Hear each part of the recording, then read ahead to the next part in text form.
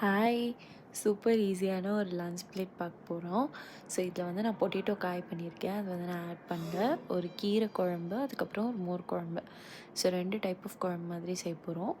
So இதுக்கு வந்து first முளைக்கீரை நான் எடுத்திருக்கேன். அது தனியாக வாட்டர் சால்ட் போட்டு வேக வைக்க போகிறோம். அண்ட் பருப்பையும் தனியாக வேக வைக்க போகிறோம். அது கூட சேப்பங்கிழங்கு ஒரு 4 போட்டு அதையும் வேக வைக்க போகிறோம்.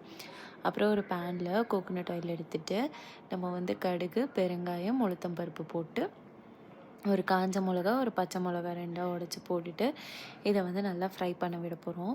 ஸோ இது ஃப்ரை பண்ணி முடிச்சதுக்கப்புறமா வந்து, நம்ம வேக வச்ச பருப்பும், கீரை வெந்ததும் அத நல்லா ஒரு மத்து வச்சு மசிச்சுருங்க. ஸோ அந்த மசிச்ச கீரையும் இதில ஆட் பண்ணிட்டு, நம்ம தேவையான அளவு சால்ட்டும், கொஞ்சமாக சாம்பார் பவுடரும் ஆட் பண்ணி, நல்லா கொதிக்க விட்டு இறக்க போகிறோம். ஸோ இவ்வளோ தான் இந்த கீரை டிஷ் வந்து ரெடி ஆகிடும். ஸோ ஃபாஸ்ட்டாகவே முடிஞ்சிரும்.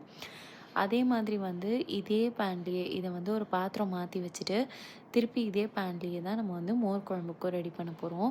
ஸோ ஆக்சுவலாக இந்த கீரையோட டேஸ்ட் வந்து ரொம்பவே நல்லா இருந்துச்சு. நீங்கள் கண்டிப்பாக ட்ரை பண்ணி பாருங்கள். இந்த எல்லாமே நீங்கள் வேக வைக்கிறதுக்கு வச்சுட்டிங்க அப்படின்னா அது ஒரு ப்ரெப் ஒர்க் முடிஞ்சதுன்னா அதுக்கப்புறம் 5 மினிட்ஸ் தான் ஈஸியாக முடிஞ்சிடும். அப்புறம் இதே பேனில் அகெயின் கொஞ்சம் கோகோனட் ஆயில் எடுத்துக்கிறோம். அண்ட் அதே மாதிரி கடுகு போட்டுக்கிறோம், பெருங்காயம் போட்டுக்கிறோம். அதுக்கப்புறம் கொஞ்சமாக மஞ்சள் பொடி போட்டுட்டு, நம்ம வந்து காஞ்ச மிளகா ஒன்று அகைன் நம்ம வந்து டெம்பரிங்க்கு போட்டுக்கிறோம். நான் வந்து தேங்காய் யூஸ் பண்ணுற டிஷ் எல்லாத்துலேயும், அதுக்கப்புறம் கீரையில எல்லாத்துக்குமே வந்து தேங்காய் எண்ணெய் தான் டெம்பர் பண்ணி யூஸ் பண்ணுவேன். அது ஒரு மாதிரி ஃப்ளேவர் என்ஹான்ஸ் பண்ணி கொடுக்கும். ஸோ நீங்களும் கண்டிப்பாக ட்ரை பண்ணி பாருங்கள். அதுக்கப்புறம் இப்போ இந்த இதில் வந்து நம்ம அந்த வேக வச்ச சேப்பங்கிழங்கு இருக்குல்ல, அதை வந்து எடுத்து தோல் உரிச்சிட்டு அகைன் நம்ம வந்து இதில் ஆட் பண்ண போகிறோம். ஸோ இதில் ஆட் பண்ணிவிட்டு அது ஒரு 4 பெரட்டிட்டு நம்ம அரைச்சி ஒரு மிக்சர் வந்து இதில் ஆட் பண்ண போகிறோம்.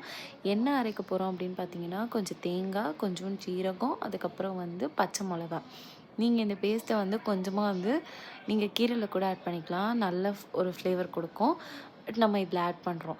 இதில் வந்து கொஞ்சமாக துவரம் பருப்பு, அரிசி நம்ம ஃபஸ்ட்டு ஊற வச்சோம்ல துவரம் பருப்பு, அது கொஞ்சம் அரிசியும் சேர்த்து ஊற வச்சுட்டு அதையும் வந்து இந்த மிக்சரோட சேர்த்து அரைச்சிக்கிறோம்.